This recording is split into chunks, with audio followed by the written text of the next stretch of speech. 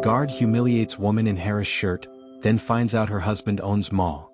How will this story escalate? To find out, watch the video to the end.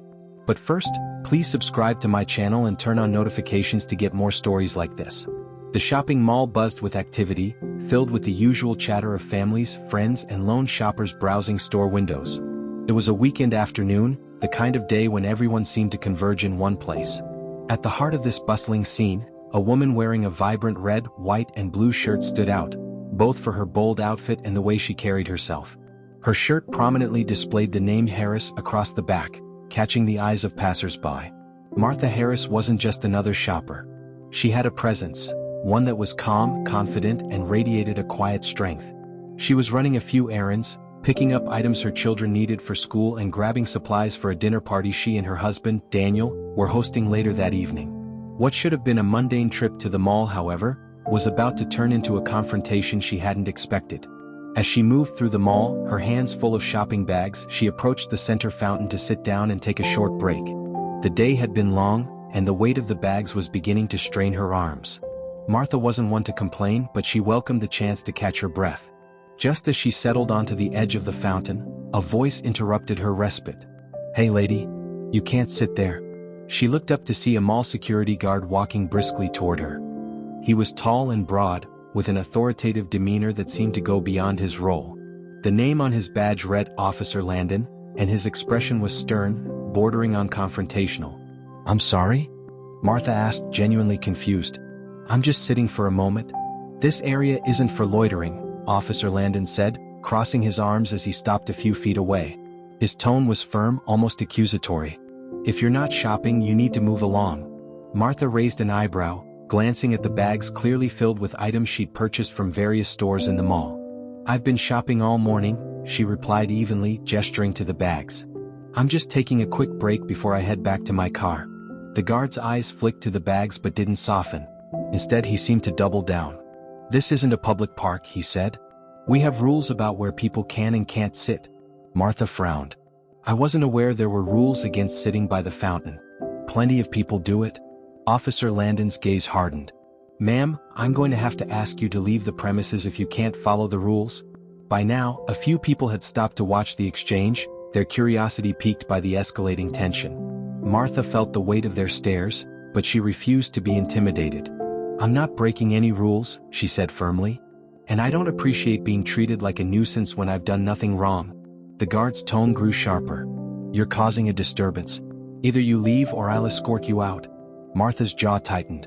She wasn't one to back down easily, but she also didn't want to escalate the situation further. "Fine," she said, standing up and gathering her bags. "But you should know that your behavior is completely unprofessional." As she turned to walk away, Officer Landon muttered loudly enough for her to hear, "Some people think they're above the rules just because of what they're wearing." Martha stopped in her tracks, her temper flaring. She spun around to face him. "Excuse me?" "You heard me," he said, his expression smug. "That shirt doesn't make you special." Martha opened her mouth to respond, but before she could say anything, another voice cut through the tension. "What's going on here?" The crowd parted slightly as a man stepped forward. He was tall and impeccably dressed, his suit tailored to perfection. His presence commanded attention, and it was clear from the way people reacted that he was someone important. Daniel Harris, Martha's husband, and the owner of the very mall where this confrontation was unfolding. Daniel's arrival changed the dynamic instantly. His authoritative presence was impossible to ignore, and the crowd that had gathered around the scene seemed to hold their breath. He locked eyes with his wife, his expression softening slightly before turning his attention to the security guard. "Is there a problem here?" he asked, his tone calm but firm. Officer Landon stiffened, clearly unsure of who he was dealing with. "Sir, I was just asking this woman to move along. She was sitting by the fountain and it's not allowed." Daniel tilted his head slightly, his expression unreadable. "Sitting by the fountain isn't allowed? Since when?" "It's mall policy," Landon said quickly, his voice tinged with defensiveness. "We discourage loitering in common areas." Martha, who had been silently fuming, finally spoke up. "I wasn't loitering. I was resting after shopping." "But apparently that's against the rules now." Daniel's gaze shifted to his wife, and a flicker of anger crossed his face. He turned back to the guard. "Let me get this straight. You approached my wife, who was clearly carrying multiple shopping bags, and accused her of loitering? Landon faltered for a moment, his confidence wavering. I was just enforcing the rules," he stammered. "It's nothing personal." "Nothing personal?" Daniel repeated, his voice cold. "It certainly feels personal when you single out a paying customer and humiliate her in front of a crowd." At this point, the onlookers began murmuring among themselves. Some recognized Daniel as the owner of the mall, while others were piecing together the connection between him and Martha. The tension in the air was palpable, and all eyes were on Landon, who seemed to shrink under Daniel's scrutiny. "I didn't know she was," Landon began, but Daniel cut him off. "You didn't know she was what?" Daniel asked sharply. "My wife." "The wife of the man who owns this mall? Or just a person deserving of basic respect?" The guard's face turned red, and he looked down at the ground, unable to meet Daniel's piercing gaze. I didn't mean any harm," he mumbled. "Didn't mean any harm?" Daniel repeated, his voice rising slightly. "You publicly humiliated my wife, treated her like a criminal for sitting down, and then had the audacity to insult her because of the shirt she's wearing. And you think that's acceptable behavior?" Landon opened his mouth to respond, but no words came out. He looked around as if hoping for support, but the crowd's disapproving stares offered him none. Daniel took a step closer, his voice low but no less commanding. "This isn't just about my wife. It's about how you treat people, how you think you can judge and demean someone based on your own biases. That ends now." Landon swallowed hard, clearly realizing the gravity of the situation. "I'm sorry," he said quietly, his earlier arrogance replaced with a nervous humility. But Daniel wasn't done. "An apology isn't enough," he said. "I expect better from the people who work in my establishments. Effective immediately, you're suspended pending a full review of your conduct." The guard's eyes widened in shock. "Suspended?" "You heard me," Daniel said. "And if this review confirms that your behavior today is part of a pattern, you won't just be suspended, you'll be terminated." Landon looked as though he wanted to argue, but he thought better of it. With a reluctant nod, he stepped back and walked away, his head hanging low. As the guard disappeared into the crowd, Daniel turned back to Martha, his expression softening once more. "Are you okay?" he asked, placing a hand on her shoulder. Martha nodded, though her eyes glistened with unshed tears. "I'm fine," she said quietly. "Thank you for stepping in."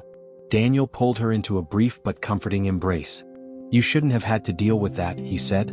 "And I promise you he won't get away with it." The crowd, which had been silently watching the exchange, began to disperse, their curiosity satisfied. Some people offered Martha sympathetic smiles, while others whispered about the drama they had just witnessed. But Martha paid them no mind. Her focus was on her husband, whose unwavering support meant everything to her. As they walked through the mall together, Daniel kept his arm around Martha, his protective presence a source of comfort. But as much as she appreciated his intervention, Martha couldn't shake the lingering frustration and hurt from the encounter. "Why do people act like that?" she asked softly as they exited the mall. "Why do they feel the need to judge and humiliate others for no reason?"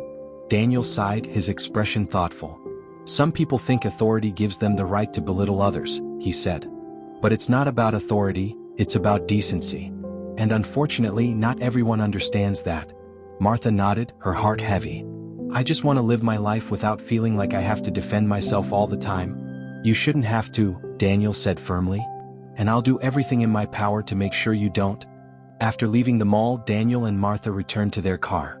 The tension from the encounter still hung in the air like a dark cloud. Martha placed her shopping bags in the back seat, her movements slower than usual. Daniel noticed her silence and reached out to hold her hand. "Hey," he said gently, "are you sure you're okay?" Martha offered him a small smile, though it didn't reach her eyes. "I will be," she said.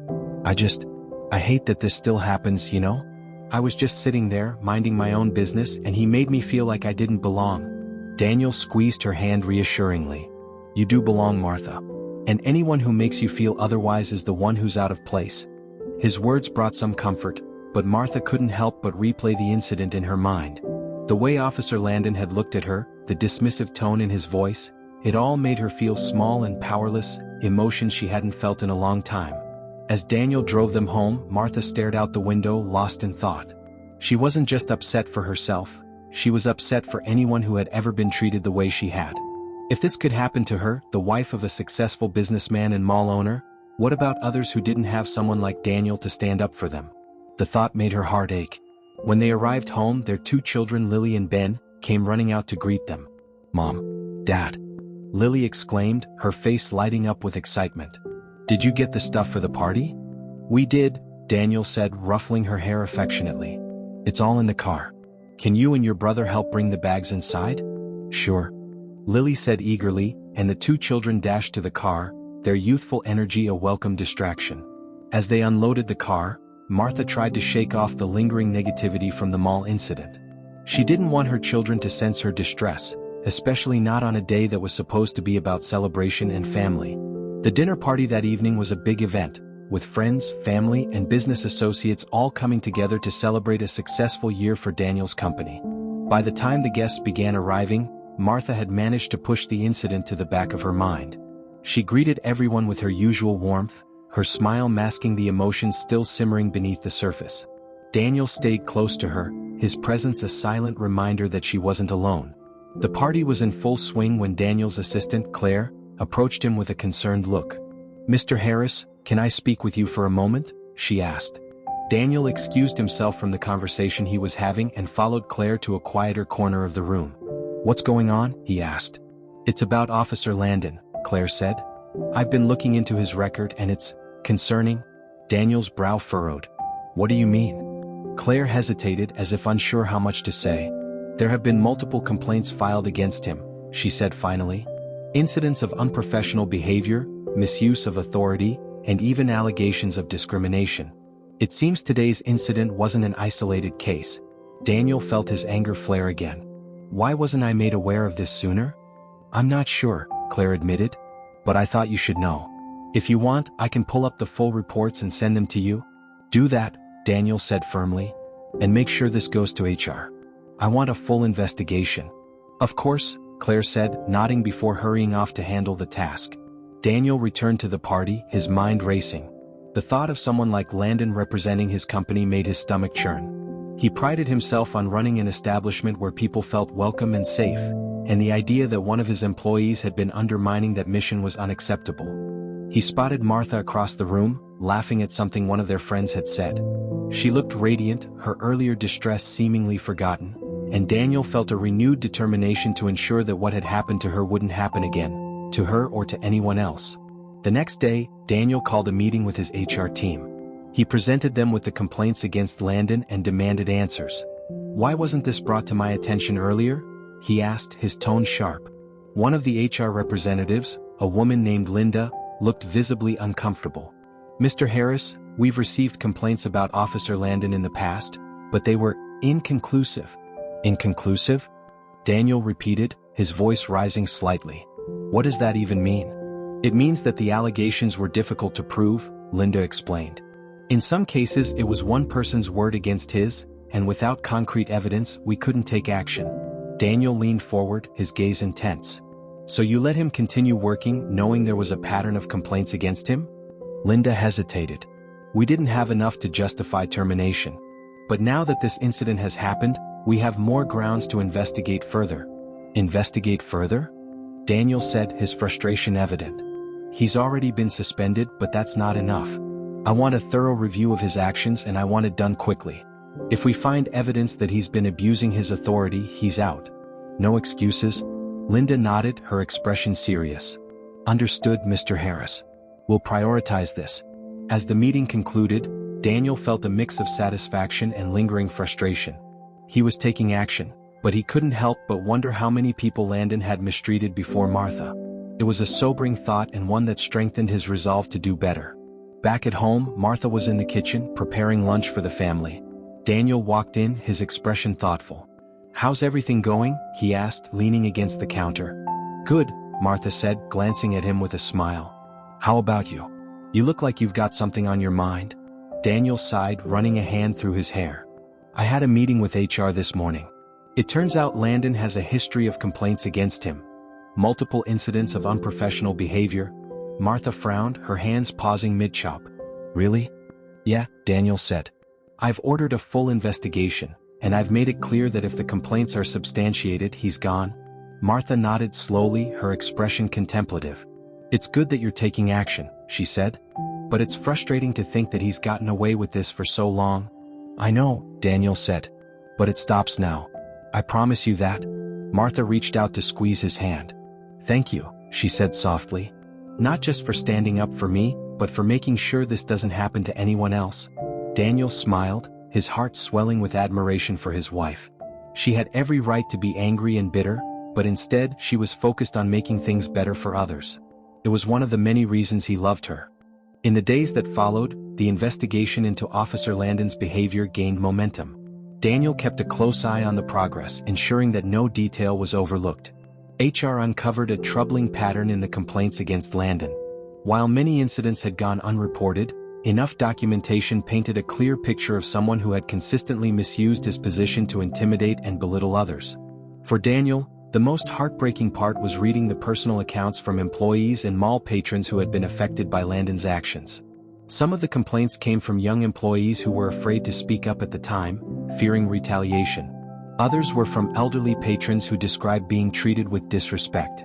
Each account added fuel to Daniel's determination to set things right. One account in particular struck a chord with Daniel. It was from a young woman named Teresa who worked as a cashier in one of the mall stores. She described how Landon had berated her for allegedly loitering in the food court during her lunch break. The incident left her humiliated in front of her coworkers and customers, and she eventually quit her job because of the emotional toll it took on her. Daniel couldn't shake the image of Teresa's story from his mind. It mirrored what had happened to Martha, and the thought of someone else going through the same experience was infuriating. He decided to reach out to Teresa personally, not only to apologize but also to hear her story firsthand. He found her contact information through HR and called her one afternoon. "Hello, is this Teresa?" he asked when she answered. "Yes, who's this?" Her voice was cautious. "This is Daniel Harris, the owner of the mall where you used to work," he said. "I wanted to talk to you about what happened with Officer Landon." There was a pause on the other end of the line, and Daniel could hear the hesitation in her voice when she finally replied. "What about it?" "I've been reviewing the complaints against him," Daniel explained. "And I came across your account. I'm reaching out because I want to apologize for what you went through. It should never have happened." Teresa's voice softened slightly. "I appreciate that, but it's not like an apology can change anything." "You're right," Daniel said. "But what I can do is make sure he's held accountable for his actions. And I'd like to hear more about your experience if you're willing to share. It could help us build a stronger case against him." There was a long silence before Teresa responded. "Okay," she said quietly. "I'll tell you what happened." Over the next hour, Teresa recounted her experience in detail. She spoke about how Landon had approached her during her lunch break, accusing her of violating mall policies and making her feel like a criminal. She described how he had raised his voice, drawing attention from others in the food court, and how the humiliation stayed with her long after the incident. By the time she finished, Daniel felt a deep sense of regret for not addressing the issue sooner. "Teresa, I'm so sorry for what you went through," he said. "You deserved better, and I take full responsibility for not catching this sooner." "It's not your fault," she said. "You can't know what's going on if no one tells you." "That's true," Daniel admitted. "But it's my job to create an environment where people feel safe speaking up. And I promise you, I'm going to do everything I can to make sure that happens." When the call ended, Daniel sat in his office for a long time, reflecting on the conversation. Teresa's story reinforced his commitment to making significant changes in how the mall was managed. He drafted a proposal for a new initiative, a dedicated task force to handle employee and patron concerns, ensuring that complaints were addressed promptly and fairly. Meanwhile, Martha had been keeping herself busy at home. She found solace in baking, a hobby that always helped her clear her mind. That afternoon, she decided to bake a batch of cookies to take to the local community center, where she volunteered once a week. As she packed the cookies into a container, her phone buzzed with a message from Daniel. "Heading home early today. Let's talk." Martha smiled to herself, grateful for her husband's unwavering support. When Daniel arrived home, he found Martha in the kitchen, her hands dusted with flour. He kissed her on the cheek and leaned against the counter. "How's your day been?" he asked. "Productive," she said with a smile. "And yours?" "Busy," he admitted. "I spoke with one of the people who filed a complaint against Landon. Hearing her story made me realize just how much work we have to do." Martha nodded, her expression thoughtful. "It's good that you're listening to people," she said. "That's how real change starts." Daniel smiled, his admiration for his wife growing with each passing day. "You're right," he said. And I want you to know that you've been a big part of that change. What happened to you opened my eyes to how much we need to improve." Martha reached out to take his hand. "I'm proud of you, Daniel," she said. "Not just for standing up for me but for standing up for everyone who's been mistreated." Their conversation was interrupted by the sound of Lily and Ben bursting into the kitchen, their laughter filling the room. "Mom, Dad, can we have some cookies?" Lily asked, her eyes lighting up at the sight of the container on the counter. Martha laughed, her earlier worries momentarily forgotten. "Of course," she said, handing each of them a cookie. As the family sat down together, the warmth and love in the room reminded Martha of what truly mattered. She knew that the incident at the mall would stay with her, but she also knew that she had the strength to move forward, and a husband who would always have her back. The following week, the investigation into Officer Landon reached its conclusion.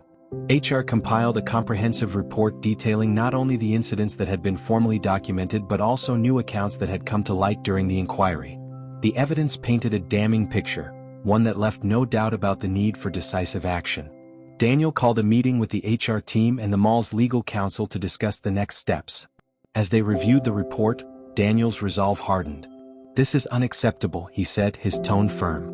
"Landon's behavior goes against everything this mall stands for. I want him terminated immediately, and I want a statement issued to all employees making it clear that this kind of conduct will not be tolerated." The legal counsel nodded. "We can handle the termination and the statement," she said. "But we should also consider offering support to the individuals who came forward. It's important to show that we value their courage in speaking up." Daniel agreed. "Set up counseling sessions for anyone who needs them, and let's create a platform where employees and patrons can report issues anonymously. We need to make it clear that their voices matter." With the decision made, Daniel felt a sense of relief. It wasn't just about holding Landon accountable, it was about creating a culture of respect and inclusivity. As the meeting adjourned, Daniel couldn't help but think about Martha and the strength she had shown throughout the ordeal. He knew she would be proud of the steps he was taking to ensure that others wouldn't have to endure what she had. Later that evening, Daniel shared the news with Martha.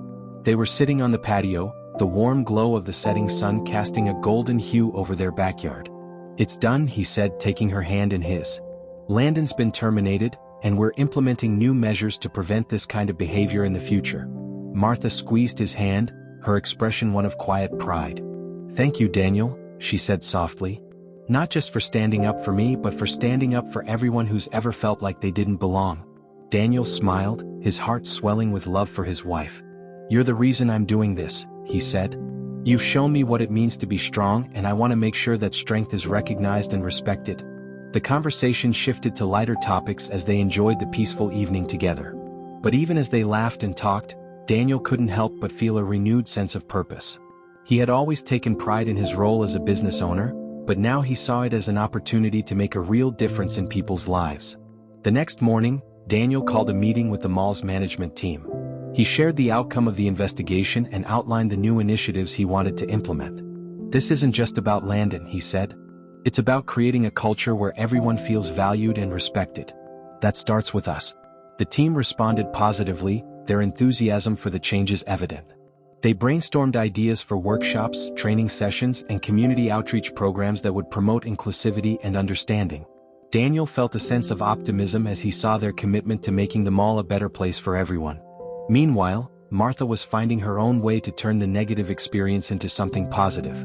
She began volunteering more frequently at the community center, using her platform to raise awareness about the importance of kindness and inclusion. She shared her story with others, not as a tale of victimhood but as a testament to the power of resilience and the importance of standing up for what's right.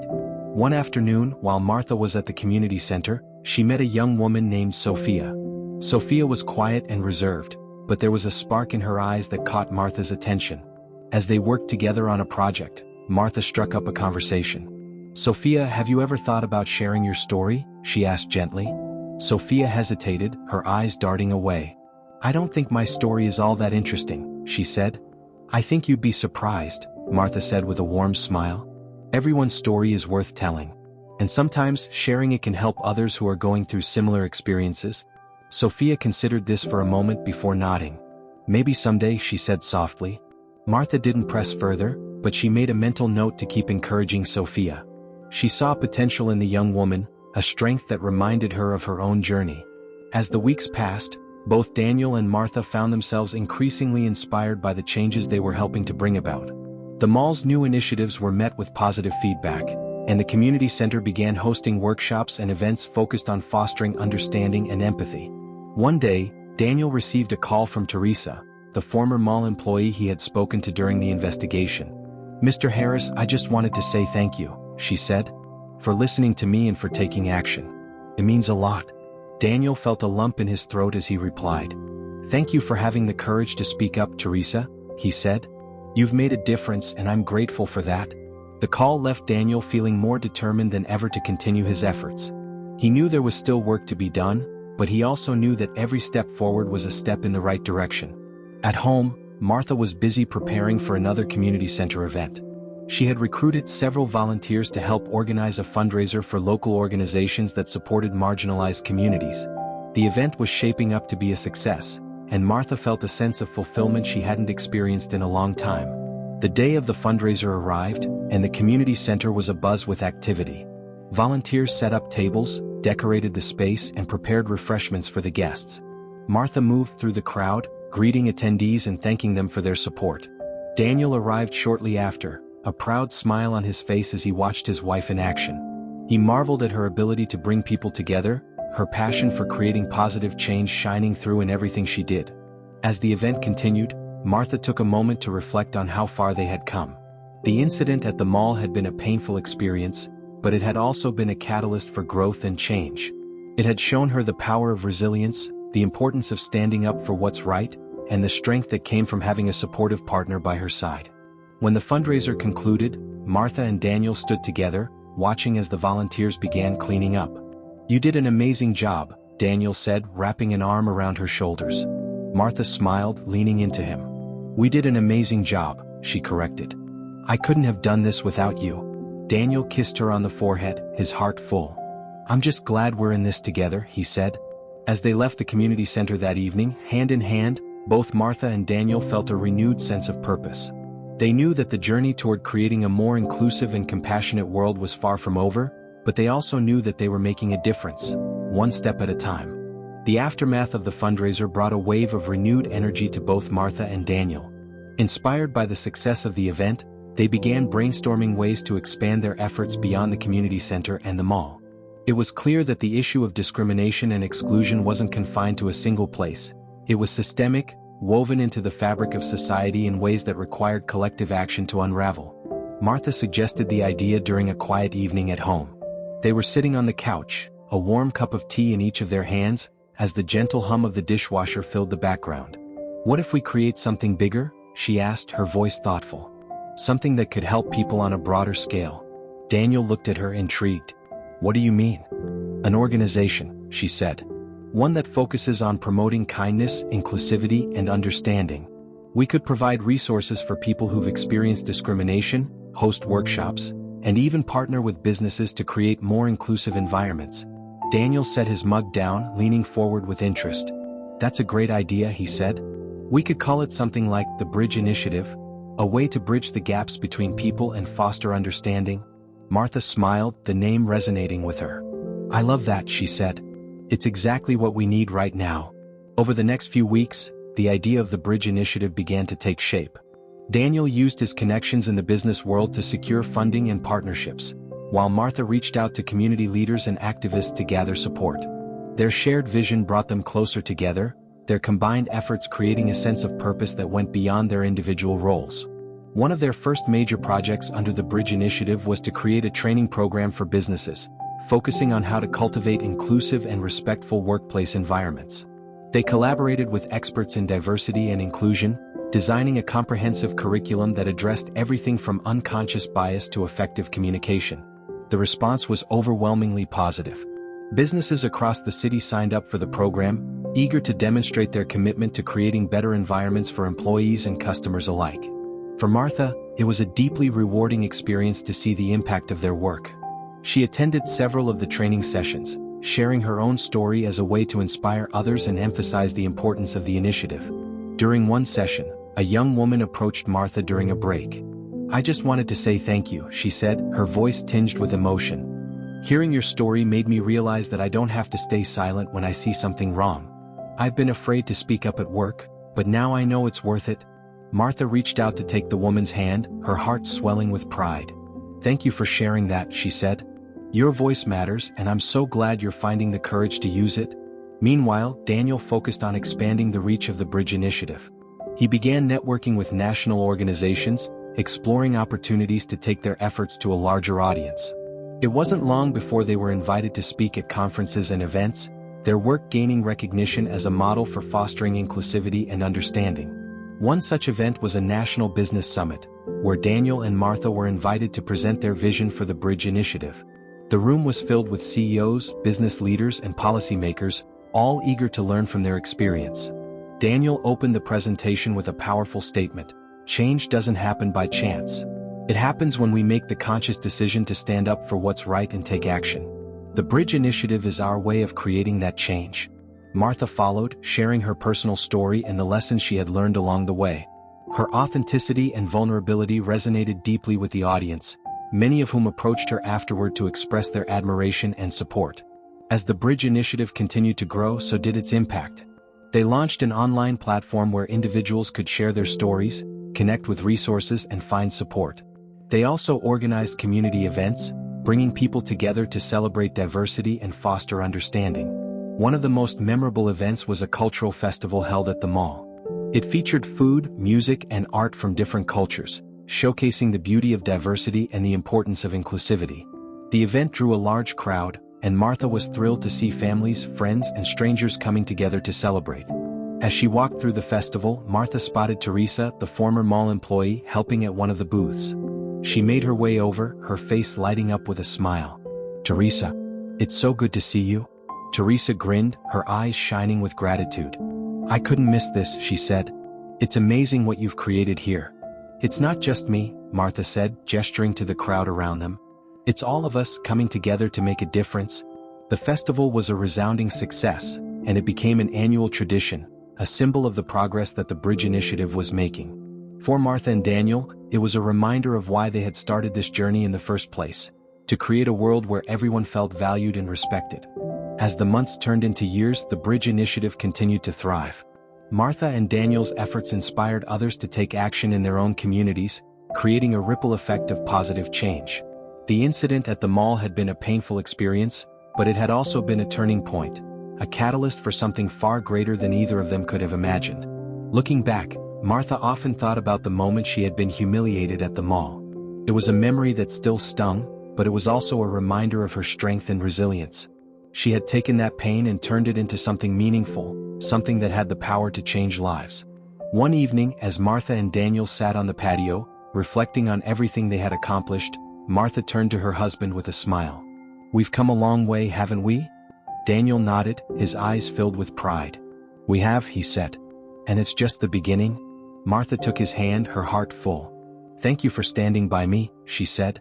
"For believing in me and in what we could do together." Daniel squeezed her hand, his voice steady and unwavering. "Always," he said. "Because together we can do anything." As the stars began to twinkle in the night sky, Martha and Daniel sat in companionable silence, their hearts filled with hope and determination. They knew the road ahead wouldn't always be easy, but they also knew that they had the strength to face whatever challenges came their way, together.